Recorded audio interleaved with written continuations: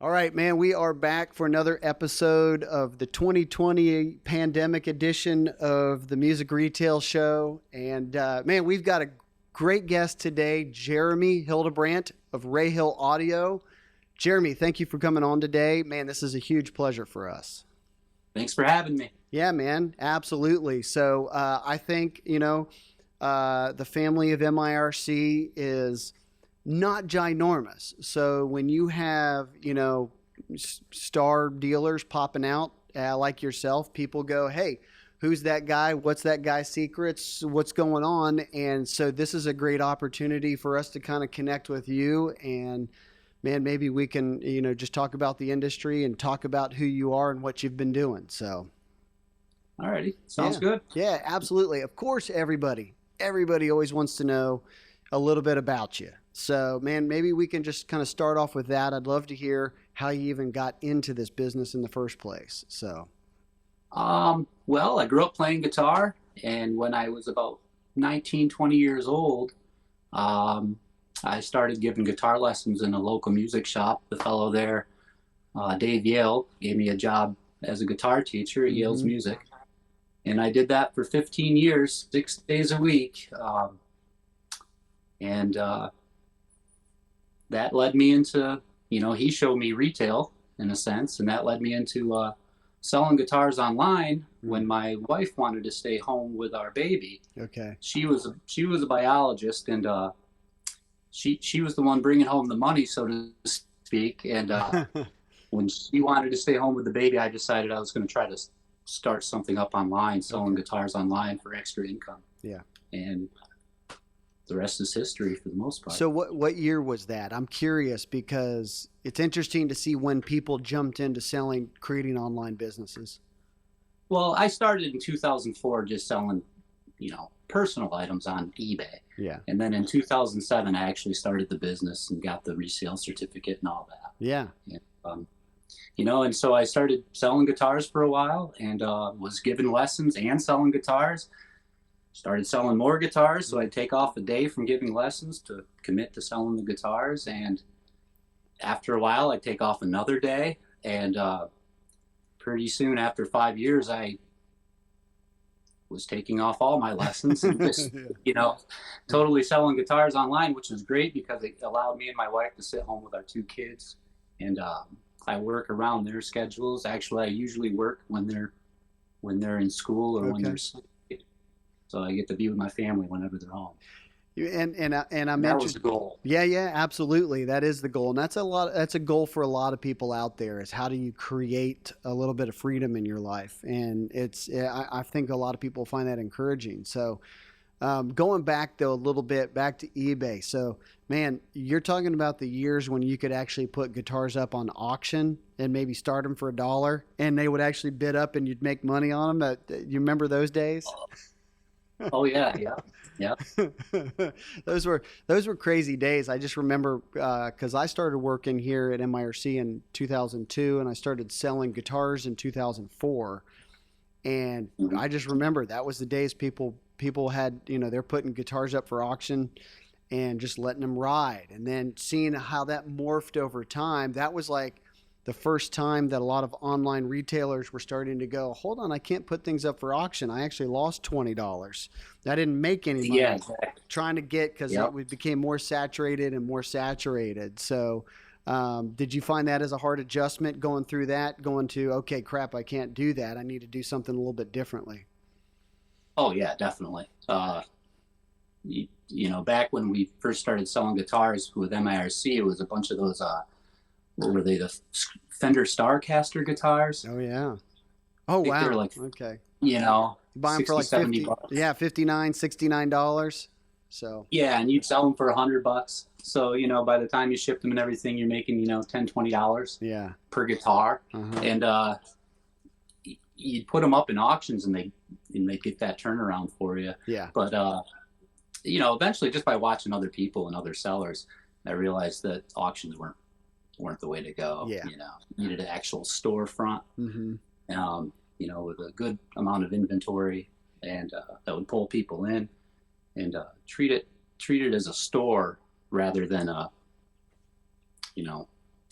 pass off guitars for a quick buck. Yeah, yeah, absolutely. So that was probably some of the shift in your mindset when you're going, okay, I'm going to do this as a real business. As you're growing, did you feel, man, we had a great episode on GMROI a month and a half ago, a couple months ago with Gino Crease. And man, I'm telling you what, it opened up a lot of conversations about how people need to buy. Did you find that as one of the challenges as you're growing your business is just even finding inventory versus how fast do I sell something? Talk a little bit about that. Oh, exactly. Yeah, when I first started, I was always looking for the cheap guitars, something I could buy for $100 and sell it quick. And you realize pretty quick that the guitars that would normally sell for us in a local music shop would not necessarily transcend to the internet.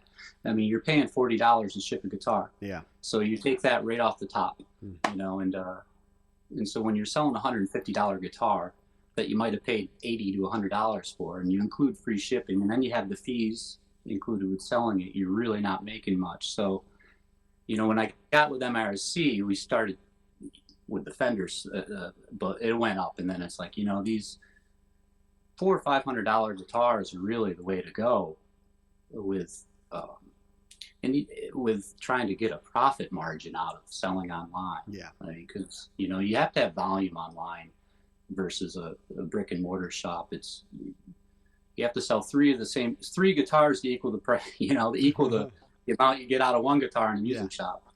So yeah, no, absolutely. It's a constant struggle for online retailers. It's like, what do you do? You're always going to have your guitars that sell quickly, and you're making the margin that you want, and you always have those guitars that maybe, or even just musical gear that doesn't sell quickly. What's your approach that you've learned over the years on how to address some of the gear that doesn't sell quickly? Well, every season it's different, so sometimes a guitar that might sell good in the summer might not sell good in the winter, and vice versa. It's interesting. And so and so having this mindset where I need to sell this guitar in 2 weeks or a month, I've never looked at it that way.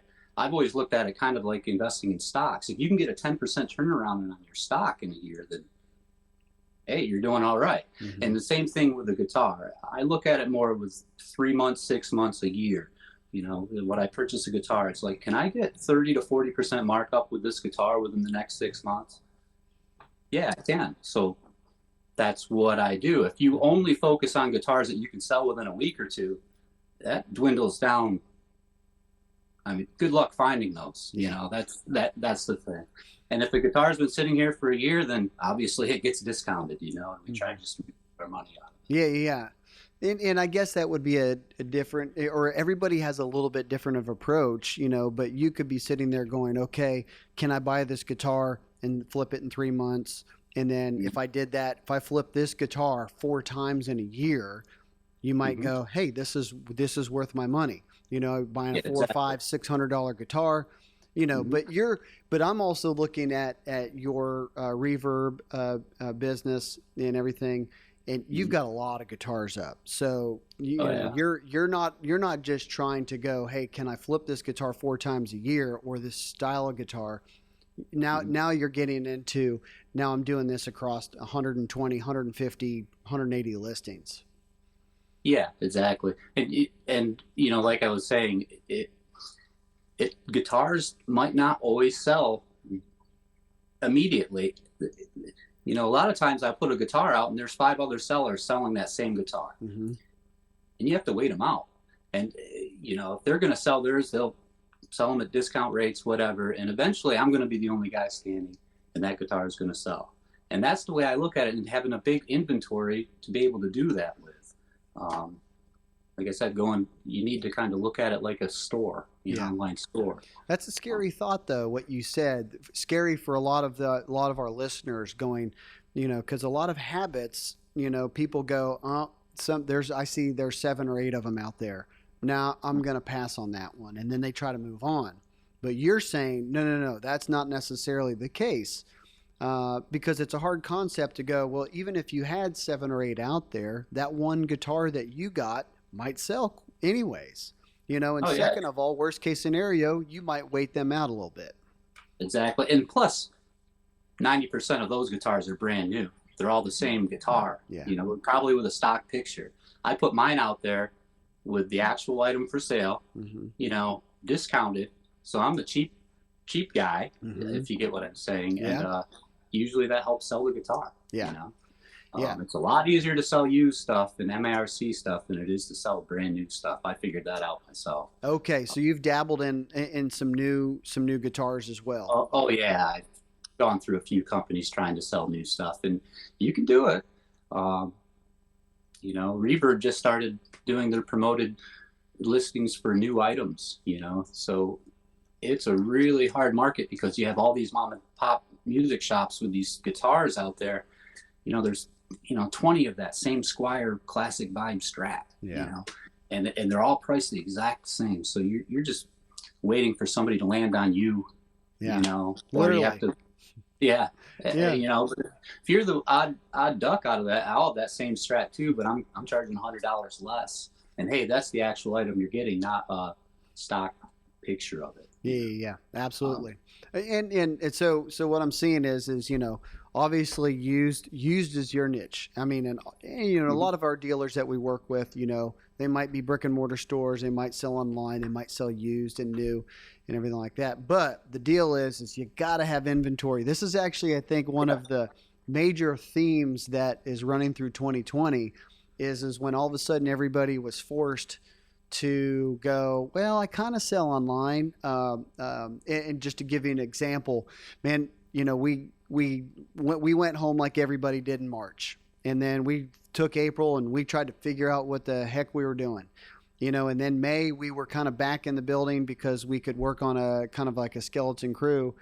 And that was about the time when the phone calls started coming in going, hey, I started realizing I need to start selling guitars online. What, you know, I need to buy some more stuff. And, you know, so you're like, okay, great. At least you're trying, you're starting to sell online. So, but I'm actually kind of curious, you know, volume, inventory, having lots of options, treating it like a store, it has been your key. But did you go for it even more 2020 when COVID-19 hit and people were, you know, May online sales were up 17.7%, which is a huge number over the previous year. So did you make any changes there, and what were they? Not really any changes. I would call on my RC a little bit more often, trying to get more guitars to sell. But we like that. Yeah, but I just, you know, rode the wave. You know, I was already set up for it, ready to go. So when the people started to come, you know, it was really great. It's unfortunate for a lot of people out there, with a lot of businesses got hurt during the whole pandemic. We definitely didn't. It's been our best year. And you know, when the government shuts down everything, makes everybody stay home, and then sends them all a $1,200 check, you're pretty much guaranteed to sell some guitars. You know, so like I said, I have a lot of friends that didn't do as well through that. But yeah, luckily we were already set up online, you know, so the doors were open. Yeah, no, and that there's a lot of success stories, I think, out there that were coming through. I'm telling you, we've been, as a company, as MIRC, you know, we've been trying to keep our noses above water since then. You know, it's like the demand for guitars has just skyrocketed. In fact, we actually had a meeting this morning where we were talking about, you know, just trying to see down the road. Is this going to last through first quarter, second quarter, maybe this time next year? And I think the way things are, I really think that the demand for musical instruments, just and musical gear in general, is going to continue to be the way it is. Yeah, a lot of people who never really bothered shopping online jumped online this past year, you know, and they're going to continue to be online. So the pandemic brought in a lot of online shoppers, new online shoppers.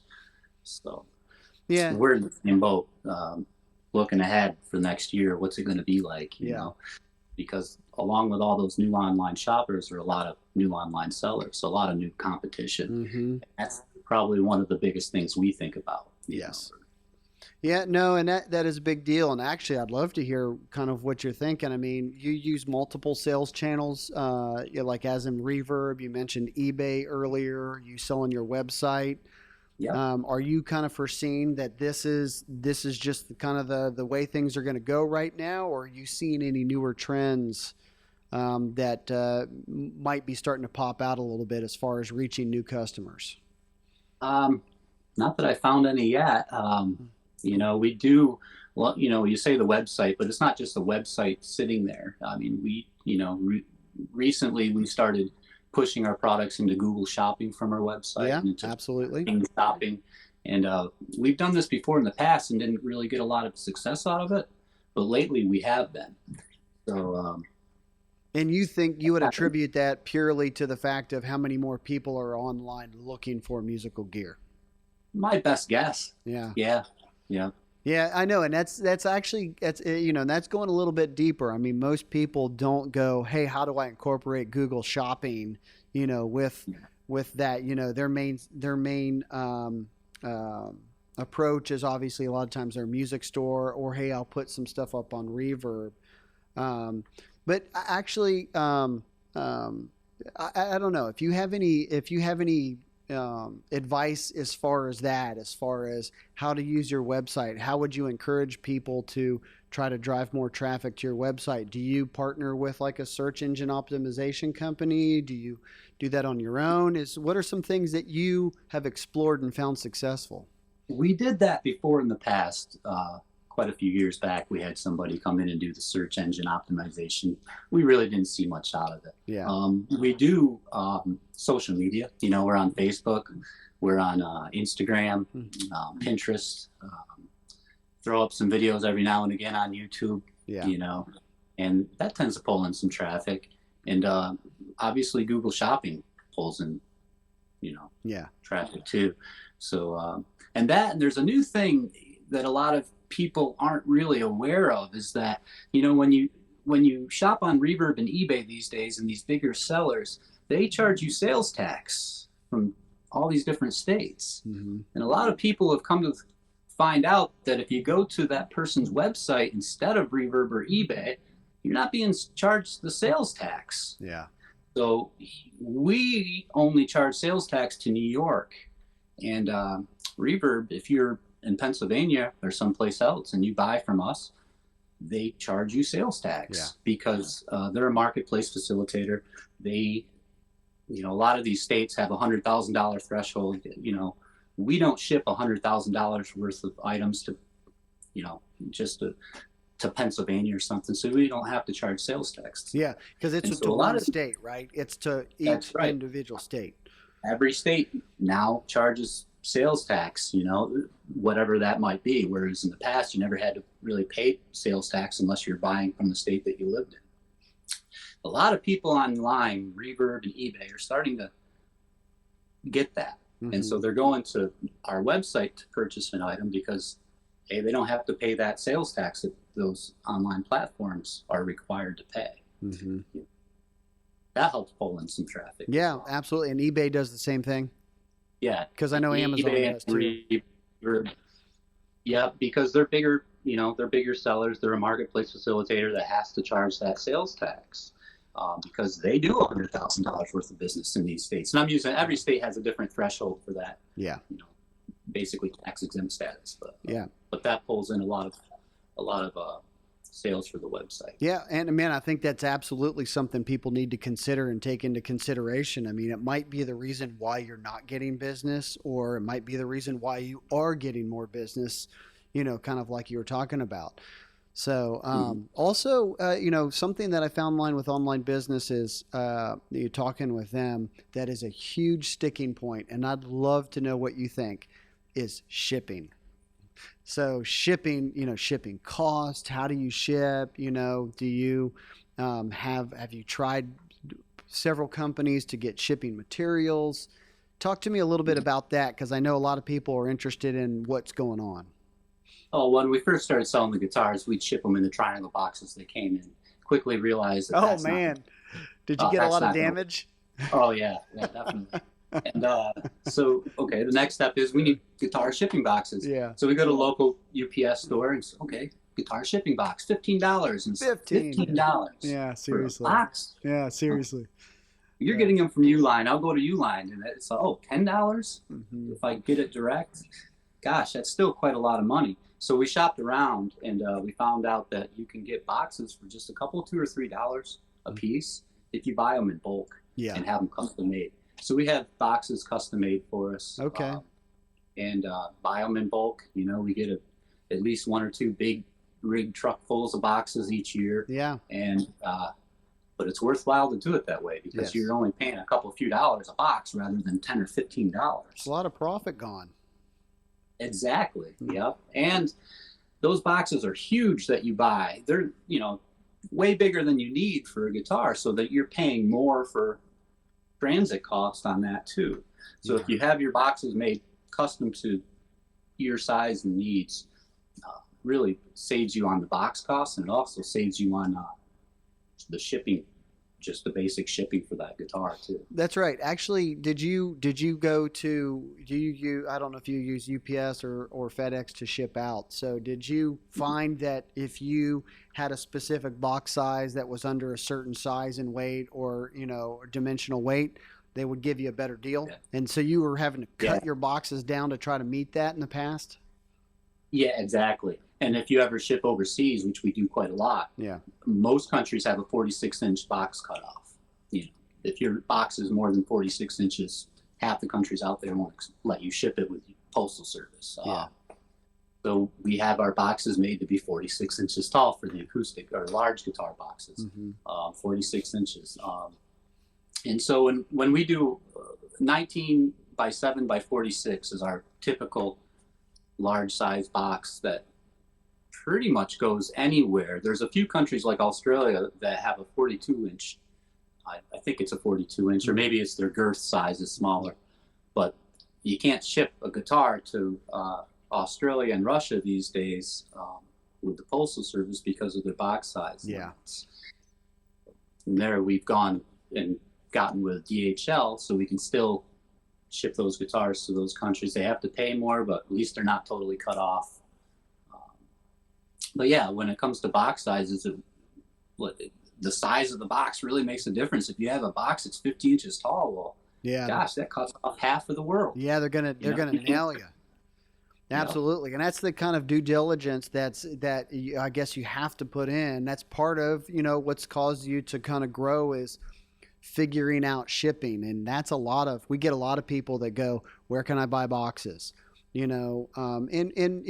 is great. I'm not advertising this at all, so don't listen to this, anybody who's listening to this, but a lot of times people come to us to try to buy boxes, and we've obviously done that in the past. We're shying away from that now, but we're trying to encourage people like you to go, hey, listen, there are deals to be made on buying boxes. You just have to figure out where and what the deals are. So exactly. I mean, if they make $1,000 box, you have to buy 1,000 boxes or have them made for you in order to get that certain price. Well, it's $3,000, to buy 1,000 boxes. You have to put that $3,000 out, have a place to put the boxes. But at the end of the year, gosh, you're saving at least $6 or $7 a box from the price that they cost you online, buying a few at a time. And over time, when you ship out, 400 guitars, and you look at let's say $5 a guitar that you're saving times 400. I mean, you can just do the math. Yeah. Oh, yeah, absolutely. I mean, right off the bat, if you're buying 1,000 boxes, you're saving $6,000 to $7,000 a year just in buying boxes. So, no, that's great. Do you rely on? I'm interested in this too. Do you rely on the shipping through the sales channel you use, or do you use like a third-party company like ShipStation or something like that to get a better rate? You do? We use ShipStation and go direct to the companies. FedEx has been great. They give us great rates. Okay. And none of the company, none of the online platforms would equal what FedEx does for us. Okay. By themselves. The same with DHL. Postal Service, we don't use them a whole lot except for when it's international, and we have our own, we actually go through, I think, stamps.com Okay. through ShipStation with the postal service. We have an account, but it's just easier to do it that way. So Yeah. The postal service seems to work out better if you're doing smaller yeah. boxes. Once you get into guitar sized boxes, I think obviously some of the other companies are way better. So, but ShipStation, just obviously, this doesn't need to be a commercial for them. I've just heard them pop up a lot more lately. You found that that's the best avenue for people to approach shipping Oh costs. yeah. Oh yeah. And just the way we try to run the business is just keep everything moving. And so with ShipStation, it's so easy. We sell a guitar on eBay or Reverb or through the website. They're all tied to ShipStation. So we go to ShipStation, open it up, and all the guitars that we sold there for the day are sitting there. We just click on it. There's already a template for that size box and everything. Yeah. Throw in the weight, and hit go. So it makes it super easy. You don't Yeah. have to go to each individual. We used to do that in the beginning, go to each individual selling platform and ship through them. Yes. And it was just quite a hassle. And I'm sure it's true on eBay as well, but I know like on Reverb you can integrate all of your sales on that to go to ShipStation, which is a huge plus. So I think a lot of these sales channels are starting to recognize that there are preferred avenues that a lot of dealers would like to use. So I'm also interested, for your website, do you use a specific sales focus like a platform like Shopify or Squarespace or anything like that? Or Yeah, we've been using Shopify for a few years now. And the reason we do is because it's one of the few website companies out there that, I mean, gosh, they give you all these apps you can add onto your sure. website. But when we do up a listing in the web page, it automatically gets sent to eBay and to Reverb. So we don't have to go to those places and we'll go there and touch them up, but we don't have to go to each platform and do an individual listing on each platform. Yeah. So Shopify sends it all off, No, it's great. It's just that it's some of the tools that I think a lot of people are afraid to jump on, let alone even the inventory management that a platform like Shopify brings to the table for you. Oh yeah.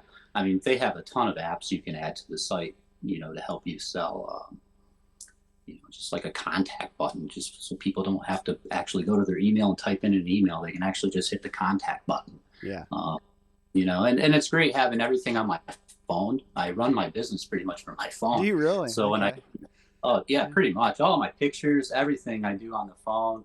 But and it's all laid out, all the shopping platforms with Shopify included, and I kind of have to run it through my phone, because if I waited 2 hours to answer somebody's question, then they're gone. I'm not going to sell them a guitar. Yeah. It's when they ask the question, I answer it. Yeah. And man, that's actually interesting. I mean, I'm sitting here thinking too. I'm looking at some of your Instagram photos and stuff like that. They look real great. They look great. So just goes to show the technology with phones. Obviously these days you can take good pictures. Obviously, things we've said in the past. Photos are one of the ways that you get to reach out and grab somebody. So it's not just point and click and there it goes. You still have to put some time and effort into it. It's just phones make it a little bit easier. So yeah, your pictures are great.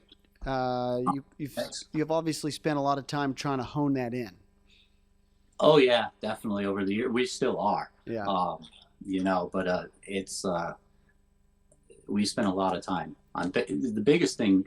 We used to, white out the backgrounds and really try to make them look like they were stock pictures. Mm-hmm. And when we went to just using a basic background, we saw an uptick in sales.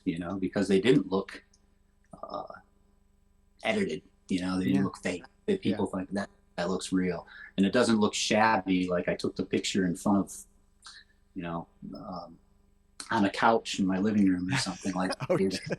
Trust me, I've seen a million of them. People, you're sitting there taking a picture and they use a flash and the flash is just washing out on the reflection of the guitar, and they put that up there and they're like, man, I don't understand. My stuff's not selling. And you're like, well, it's like you can't even see the guitar. You're selling a flash. So, yep. So in a sense, I don't overdo it and I don't underdo it, or at least I try to keep that balance, and when and what got me using my phone to take pictures with, I had a $1,500 Canon camera and I'm taking pictures with it, and they look good and everything. And then just, for the heck of it, I'd snap pictures with my iPhone. And wow, that was quicker. Better. Well, yeah, I'm just gonna use my iPhone then. Yeah. It's so much easier. Yeah. You can set it up so when you take the picture, it just beams right into my computer, so I can get on the computer to do up the listings, and they're there. It's all those small things, the time-saving things that really keep the ball rolling. Yeah, absolutely. So, I don't know. I'm sitting there trying to think of aspects of your business that maybe people would like to hear what you have to say on. Is there anything we're missing there as far as, I don't know. Do you use any other suppliers? Do you make sure, like, are you carrying accessories from any specific place? Do you focus on add-ons on your sales? That's something we've really been struggling with and trying to get into. That's a tough one for online. Yeah, accessories, it's really hard because you don't really make much off them. And when you go to ship them, it costs money to ship them. So, when you're shipping a tuner, gosh, you're making $1 and spending 20 minutes dealing with the listing and with shipping it and everything. And you have to think, is it really worth it? Yeah. So we do straps, and we do, cases and gig bags. But unfortunately, that's kind of where we're at. That's somewhere where we need to improve on. Yeah. So. In places like Reverb, I'm not sure if eBay does it. I know Reverb, it allows you to bundle things, which is obviously trying to encourage dealers to sell, multiple items, which is important. The other thing too, I think, is a big challenge for online dealers, and I'd love to hear your opinion is kind of the one and done. Your attitude might be like, oh, I put a guitar out, I sell it to one person, I'm done. Do you ever make any effort or see any return business from your buyers because they like you, they like your customer service? Oh yeah, definitely. All the time. Okay. In fact, there's a fellow that lives about 2 or 3 hours away.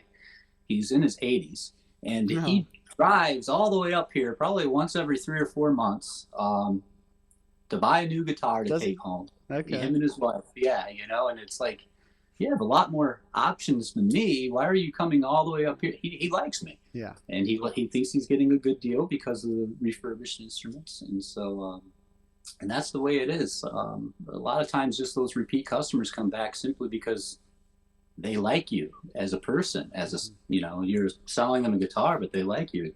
When you're mean to them in messages and argumentative, they're probably not going to come back. Yeah. So is that something you've had to overcome over the years, is not taking things personal or being defensive? Oh yeah, definitely. Yeah. Especially when it first started. Oh yeah, sailors, man, they probably type out 6 emails, delete them all, because they're just like, they just want to say, listen here, pal, But I don't know, it's a big deal. I mean, if you're sitting in a music store and you're looking at a customer, obviously that's a certain skill, but selling online, my goodness, you deal with so many different personalities. Yeah, that's the one thing I have. I was just saying that when anybody messages me a question, I instantly respond, unless it's a question saying, hey, I want to ship this guitar back because I don't like the setup on it. And it's like, you just want to grab it and start yelling it in the phone,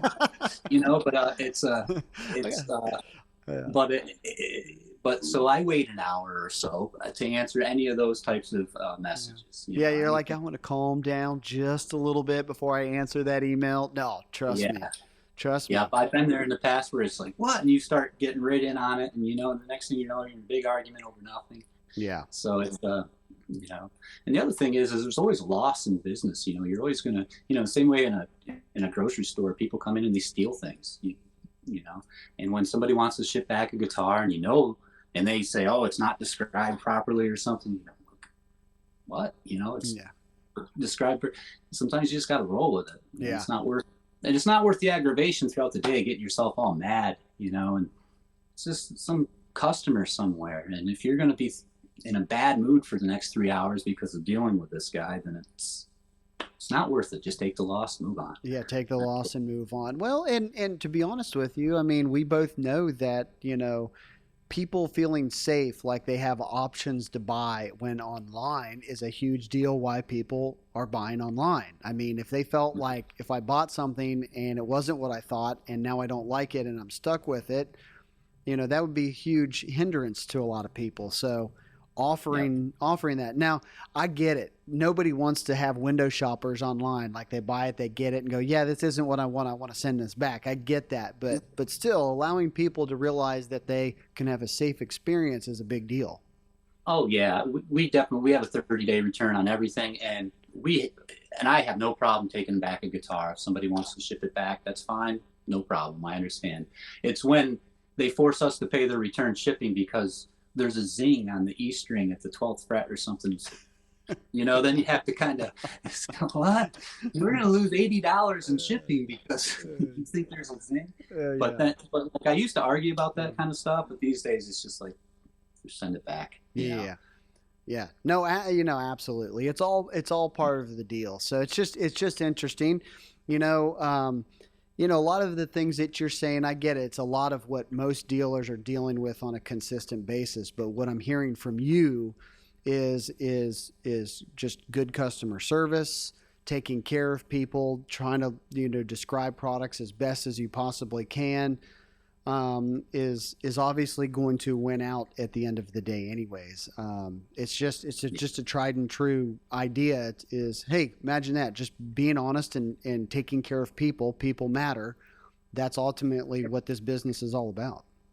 Yeah, exactly. And also when somebody does message me, I try to talk to them the same as I would if I was still working in a music shop. It's there's more to. They're guitar guys. I'm a guitar guy. We're going to talk shop. You know what I mean? Yeah.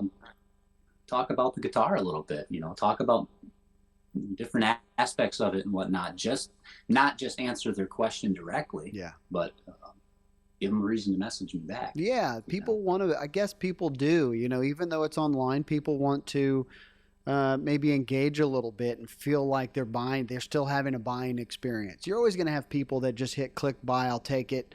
But some people, man, if they're buying a $1,200, $1,800 Taylor from you, they want to make sure that's what they're buying, and they want to be in that. They want to be invested in it.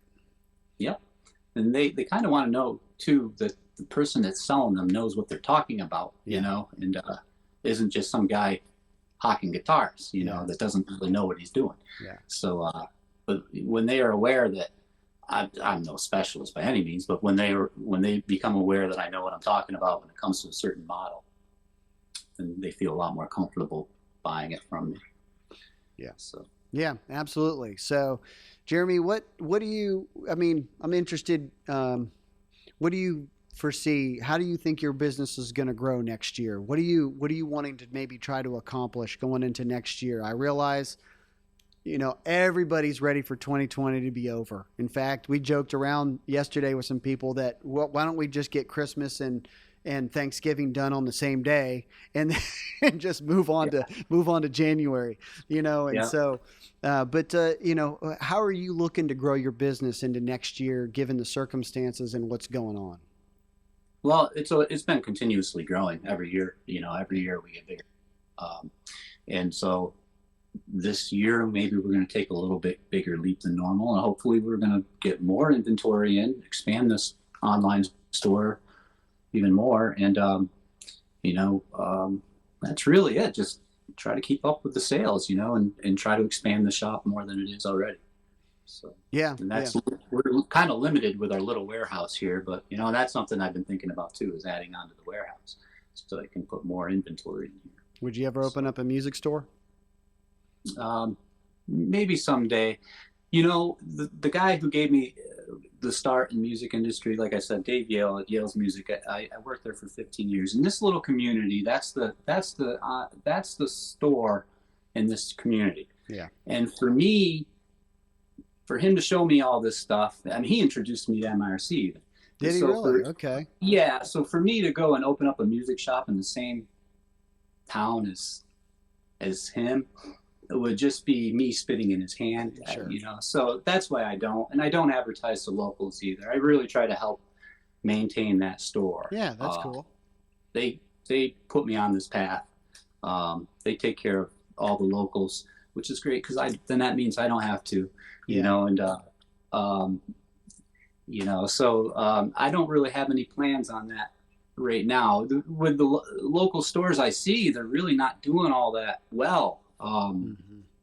They don't really have a incentive to do that, if you get what I'm trying to Oh say. no, I understand, and a lot of it I think would depend on the area. Obviously, you've got a great reason for not Yeah, opening a store because you're trying to take care of, friends, a good friend of yours that's taken care of you in the past. That makes total sense. It's interesting as far as MIRC. Man, I'm astounded on how many new businesses are being opened up over the last 6 months. And I'm wondering if it's a lot of times people are going, wow, guitars are selling like crazy. They see that and think that they want to, kind of jump in. You actually mentioned that earlier on that there's more buyers, yeah, but there's also more sellers. Um, exactly. so which, but But there's a lot of those new sellers. We started this in 2007. yeah, 2020 now. Those new sellers are online in a way. They're 15 years behind. behind us. That's You exactly know what right. I mean? That's So right. we've got a while to wait Yeah. before they're Yeah. really up No, no, there. no. And that makes a ton of sense. We want to obviously encourage new business owners, but also at the same time, it's, I think, people like you are obviously reaping the rewards of having an established online business and being able to, I don't want to say take advantage because that's just a poor choice of words, but you're able to see a huge bump in on these what's going on Oh right yeah, now because of being established. yeah, and a lot of these mom and pop shops have always been afraid to get online because of frankly because of the markup on the guitars. Yeah. You don't make it, like I said, you don't make as much. But I was having this conversation with Adam the other day about McDonald's and how they make 6 cents off a cheeseburger. Yeah. Like 6 cents. And their overall markup is less than 20%. Yeah. It's like, well, how do they make money? Well, it's McDonald's. They sell a lot. They have a huge volume. It says and 64 billion sold. They used to right. put So a those lot on of the these signs. exactly. So a lot of these mom and pop shops that are getting online, to benefit from this online shopping, you know, hoopla that's going on. Hardest thing for them is to transition to that McDonald's stay in a bind, where you have to really push a lot to get a lot. Yeah. Lower markup, but overall you can make more because you might make $100 on that guitar in a music shop, and I might make $50 on that guitar selling it online, but I can sell 5 of them. That's right. And it gets back to that GM ROI. That's it's like it's how many turns can you get in those invested dollars? How much of a return can I get for these dollars? It's a big deal, and we said that in that past episode, which is what I'm hearing you say right now. It's just it's understanding that concept and living by that concept. That's obviously what causes businesses to thrive. So is. Hey, margin is a sticky subject with people. Yeah. It's a hard concept because you have diehard people that go, I will not deviate. Then you have some people that go, I only want to make 6 cents on each guitar, which you can't do that either. Yeah. So where do you land? Yeah. Well, we do more than 6 cents on the guitar. We Good, and we do better than a 20% markup. So. Generally with MIRC guitars, I mean, typically it's usually between 30 and 50% markup on the guitars. Okay. That we usually do for. Yeah. Sometimes more. Sometimes when you guys have deals going on, you can boost it up another 15, 20%. Yeah. Yeah, well, and that fits right in line with what's going on. I mean, obviously, we're there to kind of help. One of our strengths is allowing people to buy multiple brands, name brand guitars, so that people can have a lot more inventory. Also, with the fact that it's either going to be used or refurbished, and so you're not stuck to MAP pricing, and you can be competitive. And we always try to encourage people to do add-on sales. Put a case with that guitar so your margins grow. We're always talking about that. So, these are all just important things that I think every online business needs to continually revisit. Yeah, with MIRC, you can really build a store just with MIRC guitars. You know, I mean, there's such a big product range, you know, brands that, you know, that's what we've done. And, you know, and that's, you know, going back to the store thing. If you have a store with a lot of inventory, it pulls people in. And if, you know, somebody might be out there selling the same guitars as me, maybe $10 cheaper or whatever. And we'll still outsell them because they kind of look like the guy selling Rolexes out of their back of their trunk out in front of the jewelry store. We're the jewelry store. And so people are going to come into the jewelry store and buy the Rolexes from us before the guy that's got a few of them in the back of his trunk. You know what I mean? Yeah. You get what I'm trying to say? No, absolutely. Oh. Yeah, no, absolutely. So, but Jeremy, man, this has been a great conversation, man. Anything I'm missing here? Anything at all? Not that I can think of. If somebody came to you, I mean, you've got 15 years of experience selling online.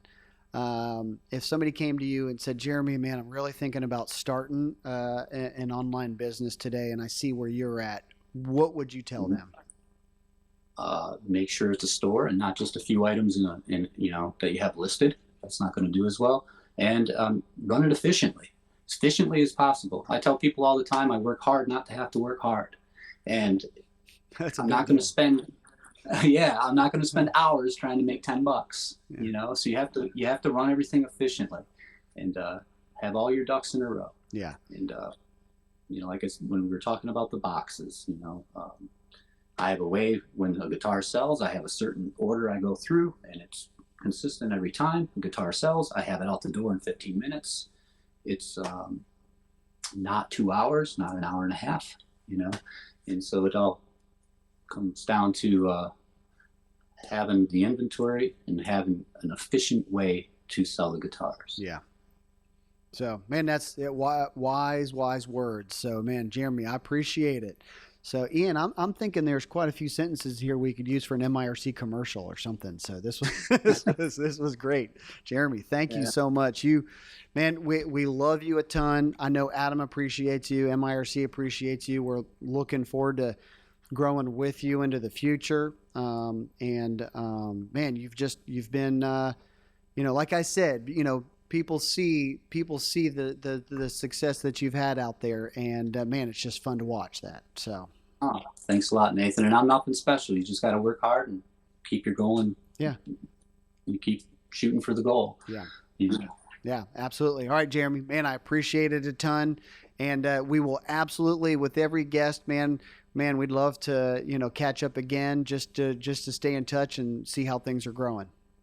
All right, sounds great, Nathan. Okay.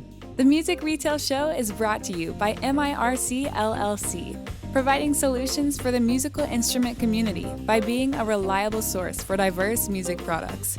If you need inventory for your music store, pawn shop, or e-commerce site, go to mircweb.com to find out more.